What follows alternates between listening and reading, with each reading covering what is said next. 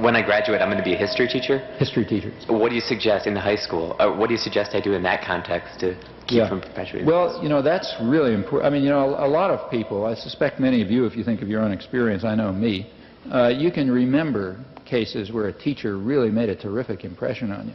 I mean, most schooling is just training for stupidity and conformity. But every once in a while, and that's institutional too, there are reasons for that. But occasionally, you get a spark. Somebody will challenge your mind, make you think, encourage you to think, and so on. And that's a tremendous effect. You just reach all sorts of people. Of course, if you do it, you're going to be, you may very well have problems. You have to tread a narrow line. There are plenty of people who don't want students to think. They're afraid of the crisis of democracy. People start thinking and you get all these problems I was quoting at the beginning. They won't have humility enough to submit to a civil rule, or they'll start trying to press their demands in the political arena, or they'll, have ideas of their own instead of believing what they're told. And privilege and power typically doesn't want that, so they can react. And a high school teacher who tries to get students to think may find repression, firing, and so on. You said a lot about the role of the media in a so-called democracy. I'm wondering how you see the role of our educational system, what it's doing right now, what forces are driving it, and what constraints are on it, and how should it operate? Mm-hmm. Well, I quoted the Trilateral Commission view of the educational system, namely it's a system of indoctrination of the young. And I think that's correct. It's a system of indoctrination of the young. That was the way the liberal elites regard it, and they're more or less accurate. So the educational system is supposed to train people to be obedient, conformist, not think too much, do what you're told, stay passive, don't cause any crises of democracy, don't raise any questions, and so on. That's basically what the system is about. Even the fact that the system has a lot of stupidity in it, I think, has a function.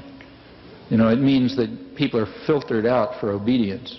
If you can guarantee lots of stupidity in the educational system, like stupid assignments and things like that, that the only people who will make it through are people like me and like most of you, I guess, who are willing to do it no matter how stupid it is, because we want to go to the next step, So you may know that this assignment is idiotic and the guy up there couldn't think his way out of a paper bag, but you'll do it anyway because that's the way you get to the next class.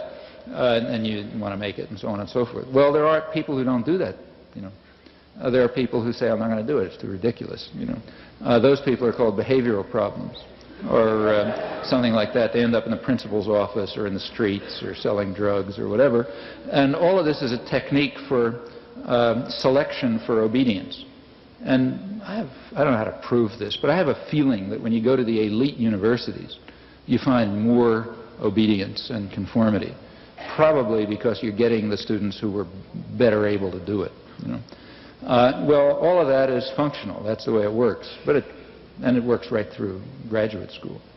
I mean, by the time you get to graduate school, it's already a little more varied because some real contradictions develop in the system. The problem is that you can't have progress this way. Now, especially in the sciences and engineering, that's a problem because the corporations need science and engineering. If you don't have innovation, you're really in trouble. So they have to encourage creativity and independence because you can't get anywhere if you just copy what somebody told you. You have to be challenging things all the time, challenging everything, and thinking new thoughts and so on. And there you got a real contradiction. It's hard to train people to be creative and challenging and so on, and yet to ensure that somewhere else in their lives they're conformist and obedient and never think. So you have problems. That's a serious problem in Japan, incidentally. We think of Japan as this tremendous superpower, but that's very misleading. Japan, for example, is very poor in science, for example, and they're aware of it. And part of the reason is it's part of the same thing that makes them good workers, obedient workers. It's a very obedient society, very deferential and conformist society. And one effect of that is that there are real constraints against independent, free thinking, and you see it in the sciences very clearly. But it's a problem here too. So there are those contradictions, and when you get to graduate school, they're beginning to show up. They show up much less in the ideological subjects. Because there it doesn't matter so much if people have, you know, there isn't, profits aren't made by historians having original ideas about the French Revolution, so they can have conventional ideas. And that means that the pressure to try to support innovation and freedom is much less, and the pressures for conformity, on the other hand, are much greater, because in the ideological subjects it begins to be dangerous if people think the wrong thoughts. It's not so dangerous if they have new ideas about physics. But nevertheless, you know, you begin to get a little flux in the system by the time you get to graduate school. And even at lower levels you find it. I mean, you know, there are teachers who do stimulate thought, and sometimes they get away with it. And all the way through, you know, if people are learning things, you just can't control, you can't make them just regurgitate what they heard. Now, there's a lot of pressure to turn the schools into the Marine Corps, and there's a lot of support for it. For example, there's this bestseller last couple of years by Alan Bloom.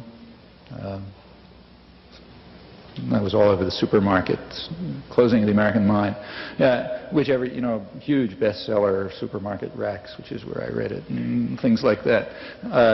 Well, you take a look at what he's saying, and there was plenty, you know, a lot of enthusiastic accolades for it and so on. He was saying that a couple of us smart guys will decide what the great thoughts are, and every student will memorize them, and that's education. Okay. Well, you know, I mean, that's a way to turn people into pure automata.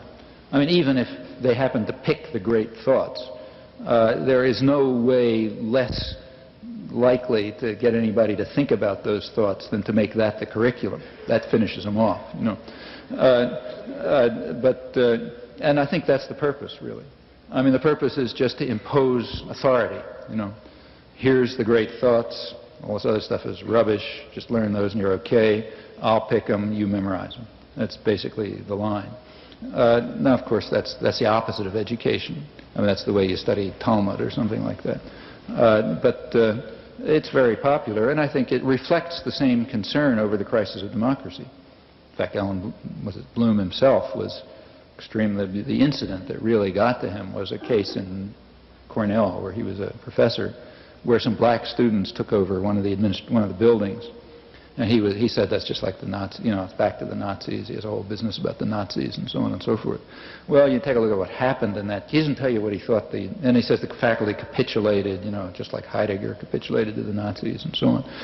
What actually happened, if you look back, is that there were real grievances. Undoubtedly, the students shouldn't have done what they did and go into the building with guns and so on, but it was settled very amicably. It was settled amicably. Nobody was killed. The grievances were to some extent dealt with, and the net result was better than it was before. Well, he didn't tell you what he thought they should have done, but it's sort of implicit. I mean, I guess they should have bombed the place or something like that.